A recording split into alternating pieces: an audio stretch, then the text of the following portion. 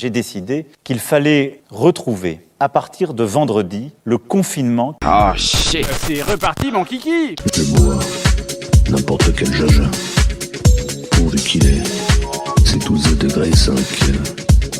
Je bois la pire des vinasses, c'est dégueulasse, mais ça fait passer le temps. Chers auditeurs, chères auditrices, ici Requin qui vous parle. Si vous m'écoutez, c'est que vous êtes toujours en vie. Commençons cette nouvelle émission, comme d'habitude, en écoutant le camarade Mattei. Voir des résistants de la 25e heure m'a toujours fait rire. Sans remonter à ceux qui ont commencé à détester l'occupation allemande quand ils ont vu Leclerc dans Paris, on peut citer pêle-mêle les mecs qui soutiennent le PSG mais uniquement depuis que les Qataris les font gagner, ceux qui adorent le rap depuis qu'ils ont écouté Big Flo et Oli, la gauche laïque qui se découvre islamophobe après 50 ans à vomir sur Jean-Marie Le Pen, ou ceux qui font les thugs en vous racontant que le confinement c'est de la merde et qu'ils fraudent, alors qu'ils vous engueulaient en mars quand vous osiez sortir de chez vous. Le dernier résistant de dernière minute en date est l'Église catholique de France. Depuis que Macron leur a pissé dessus en refusant de bouger la jauge de 30 personnes pour la messe, c'est l'ébullition. Depuis mardi, on entend tous les curés de France appeler à la résistance face à l'État inique, se rappeler que Dieu est premier servi et déclarer qu'ils ne respecteront pas les consignes.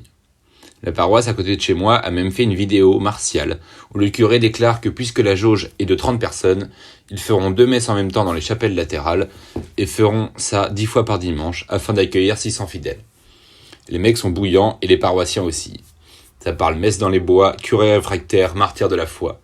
Chaque catholique a le frisson d'être un Christéros et de lutter contre la franc-maçonnerie. Pourtant, il y a peu, ils étaient particulièrement dociles voire zélés. Ils avaient tout bien fait dans les règles. Avant même le confinement de mars, ils avaient de leur plein gré fermé les églises et interdit les messes publiques. Pourtant, ça et là, des curés, individuellement, ont organisé la résistance tout seuls dans leur coin. Le coup des 10 messes par jour, certains l'ont mis en place dès le tout début. Certains ont laissé grand ouvert leurs églises pour les fidèles, en respectant les gestes sanitaires, mais en faisant des messes de 200 fidèles quand l'église pouvait en accueillir 2000. 200 x 10 par dimanche, ça permettait donc à 2000 catholiques par jour de recevoir l'Eucharistie, en se protégeant de la maladie. Ces braves prêtres, fidèles à leur clocher, ont été à l'époque traînés dans la boue. Rappelez-vous les cris d'orfraie quand les flics faisaient des descentes. Oui, c'est encore ces salauds d'intégristes, ils font de la provoque, c'est inadmissible, qu'on les pende par les pieds au gibet de Montfaucon, j'en passe et des meilleurs. Quand le gros des fidèles a compris qu'on était en train de leur mettre une banane et commença à organiser des manifs pour le retour des messes, les boss du clergé n'avaient pas encore changé de ligne, pensant qu'en collaborant avec les autorités, ils auraient la reconnaissance et le retour d'ascenseur. Ces manifestants étaient donc des factieux, des séditieux, que faire leur business, c'est-à-dire assister à des messes, était irresponsable, et que c'était à cause d'eux que l'État s'acharnait. Pourtant, en mai, le clergé avait menacé d'aboyer, mais apparemment, personne n'a rien entendu. Bref, je ne suis pas là pour jouer mon vétéran, autre catégorie insupportable, qui avait tout vu et tout compris dès le 18 juin 40. Tant mieux si tout ça a donné la fibre de la résistance à des honnêtes gens et pas juste aux affreux habituels. Bon retour parmi nous et bon dimanche de l'Avent à tous. Poursuivons avec les actualités présentées par Derfonnet. L'actualité de ce vendredi 27 novembre. Commerce. À Saint-Denis, un locataire a été balancé par la fenêtre de son appartement. Il avait défendu une habitante du quartier un peu plus tôt dans la journée, face à ces mêmes individus. En même temps, ils défendent leur business, les pauvres trafiquants de drogue, gênés dans leur commerce essentiel. Énarque. Jean Castex précise que les stations de ski seront ouvertes, mais leur remontée mécanique, non. À la question « Pourra-t-on skier cet hiver ?», il répond « Oui, mais en remontant les pistes à pied. » Du génie. Vaccin. Il est cher, utile, efficace à 95%, et permet de relancer le cours en bourse des labos. Mais il faudra quand même garder les gestes barrières. Donc on va se faire vacciner en masse, mais garder un masque et des restrictions. Le futur est radieux. Moulin. Daniel Cordier, résistant, qui fut secrétaire de Jean Moulin, a eu droit à un bel hommage national. Macron a dit que cette flamme qu'il a allumée avec ses camarades ne s'éteindra pas. On espère, quand on voit la répression policière du moment et les différents projets de loi. On aura quand même eu le chant des partisans aux invalides, toujours sympa. Mondialisation. Brescola et les bières bretonnes Lancelot changent de propriétaire. Ces marques appartiennent désormais à une coopérative normande. La mondialisation en marche. Réunion.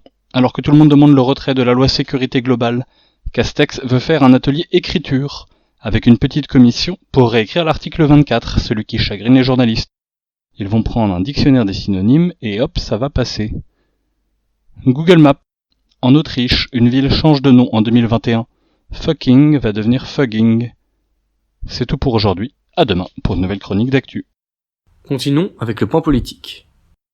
Après les attentats de 2015, fut identifié un manque de coordination entre les services chargés de la lutte contre le terrorisme. Les divers attentats d'octobre 2020 suggèrent-ils que ce problème n'a pas été résolu ?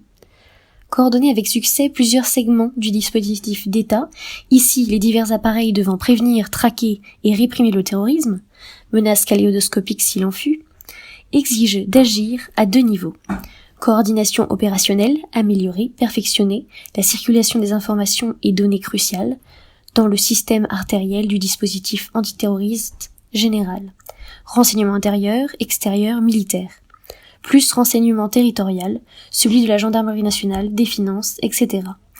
Ce, pour que tout péril sérieux identifié en un point du système soit au plus vite connu des autres.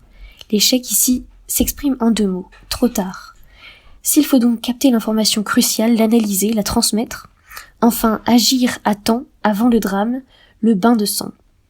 Ici, des progrès substantiels ont été accomplis depuis 2015. Toute machine terroriste lourde, complexe et durable, comme celle qui a frappé à Paris et à Bruxelles entre novembre 2015 et mars 2016, est désormais repérée plus vite et mieux qu'auparavant, multipliant ainsi les chances de la neutraliser, comme on dit, en temps utile. Coordination conceptuelle, sur la nature, l'essence de l'ennemi.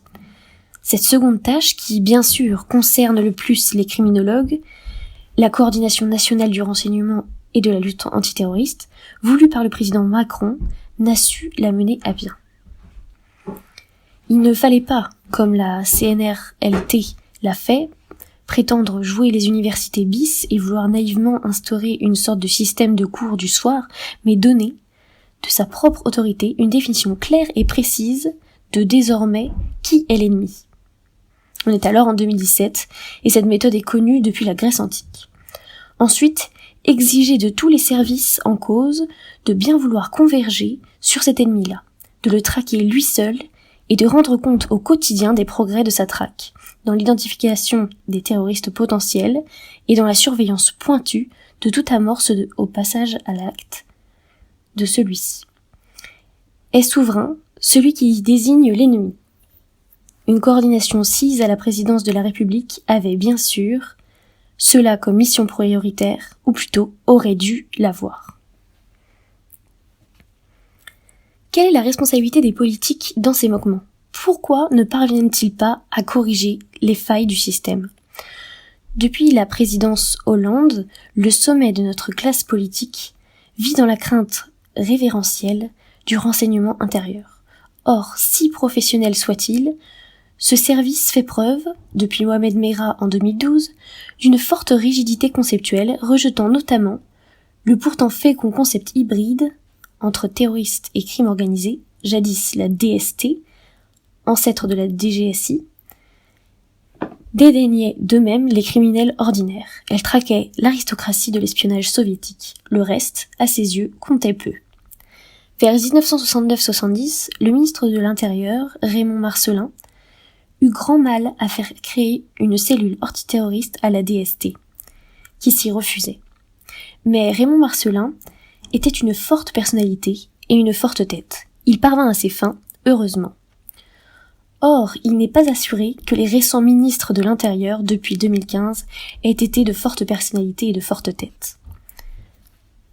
Que peut-on faire concrètement pour changer les choses et développer une meilleure réponse contre le terrorisme ? D'abord, confier le ministère de l'Intérieur à une personnalité capable de s'en faire obéir. En son temps, Nicolas Sarkozy y était parvenu, mais c'est à la fois difficile et un peu épuisant. Il faut du caractère, de l'acharnement et de la santé, plus bien sûr une vision de ce qui doit être la sécurité en France, au-delà des diverses entourloupes de communication qui aujourd'hui en sont le simulacre. Ensuite, exiger à bref délai des chefs de service concernés par l'antiterrorisme une définition clinique commune de qui pose pour l'avenir proche, devant nous sur la route, un danger terroriste sérieux et durable. Pas un ennemi de confort ni de routine, l'ennemi vrai et grave. En ayant à l'esprit la devise des partisans de Staline, marcher séparément, frapper ensemble. Monter ensuite sur ces individus dangereux et instables des campagnes coordonnées visant à les déstabiliser, puis à les mettre hors d'état de nuire. En priorité, identifier d'abord, expulser ensuite sans faiblesse tous les étrangers dangereux, aguerris, fanatisés, issus des pays en guerre civile ou autres, qui traînent en France sans rime ni raison. Le fait qu'il n'y ait jamais de loup vraiment solitaire n'interdit pas, bien au contraire, d'éloigner de notre pays ceux qui pourraient un jour s'y agréger en meute. Stoppons notre émission pour la pause musicale. Marre de parler du Covid et des Chinois, on va donc se tourner vers la Mongolie avec du chant diphonique et du heavy metal. Bon, je vous parle d'un groupe né à Ulaanbaatar, prenant si bien le retour de la couille de l'Empire unique qu'il reçoit la plus haute distinction de Mongolie des mains des présidents, la médaille de l'or de Gengis Khan.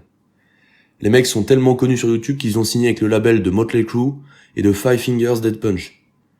Bon, leur production musicale fonctionne très bien, c'est un mélange de traditionnel et de bon gros métal sur un clip les présentant comme des Néo-Cavaliers 1, que je vous conseille d'ailleurs vivement de regarder. Je vous parle du groupe The Who, avec ici Wolf Totem.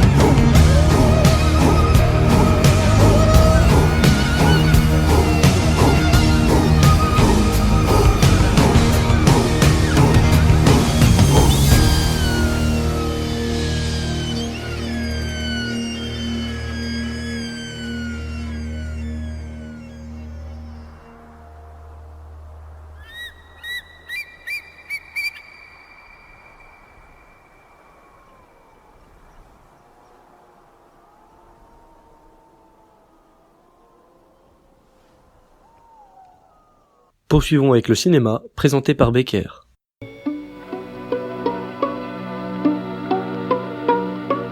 Antoine Douanel est un garçon de 12 ans qui vit avec sa mère et son beau-père à Paris. Le jeune homme enchaîne les bêtises et donne du fil à retordre à son entourage.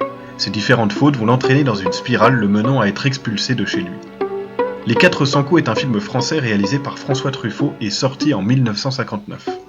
Pourquoi voir ce long métrage ? Les 400 coups est l'un des emblèmes de ce qu'on a appelé la Nouvelle Vague, un courant cinématographique français né à la fin des années 50 qui a révolutionné le cinéma mondialement, entraînant par exemple le nouvel Hollywood à la fin des années 60 et qui inspire encore aujourd'hui des réalisateurs du monde entier. Le réalisateur François Truffaut est sûrement l'un des cinéastes les plus respectés et les plus connus du 7e art, pas seulement pour ses films, mais aussi pour ses écrits sur le cinéma. Les 400 coups est son tout premier long métrage et le premier volet d'une saga qui tourne autour d'un personnage, Antoine Douanel.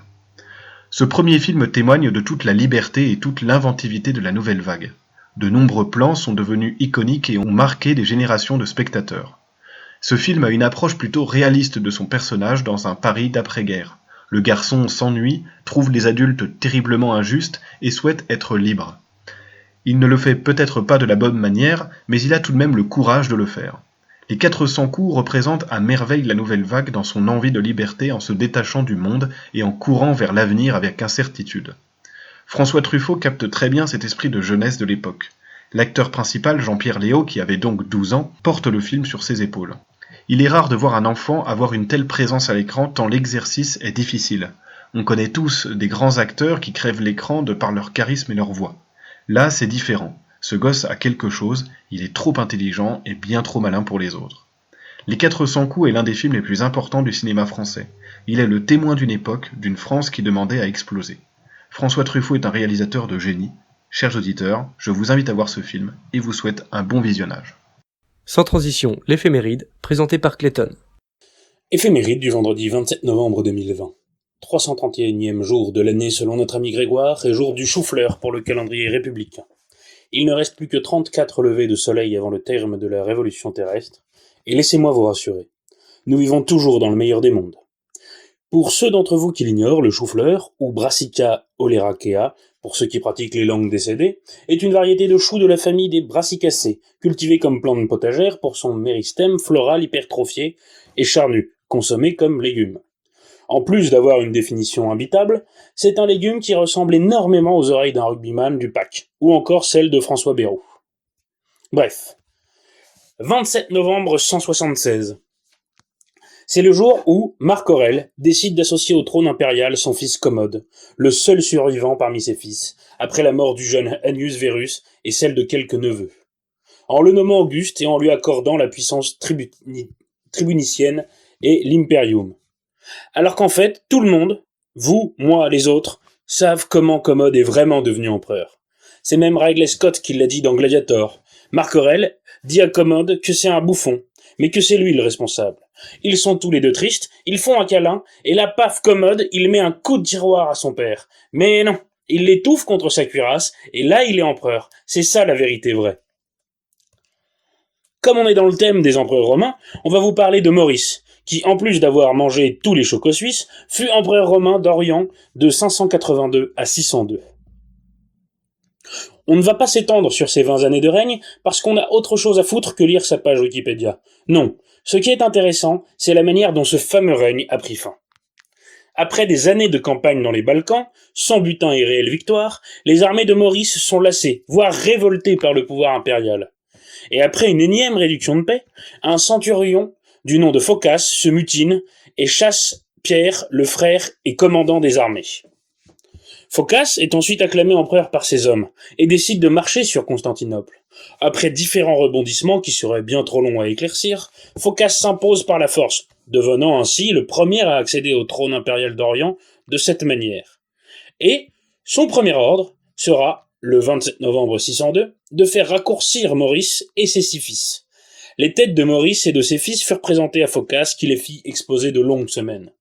C'est vrai que Maurice avait poussé le bouchon un peu trop loin. Chers auditeurs, chères auditrices, merci de nous avoir écoutés. Je vous souhaite un bon week-end et je vous dis à lundi pour une nouvelle émission de Radio Virus.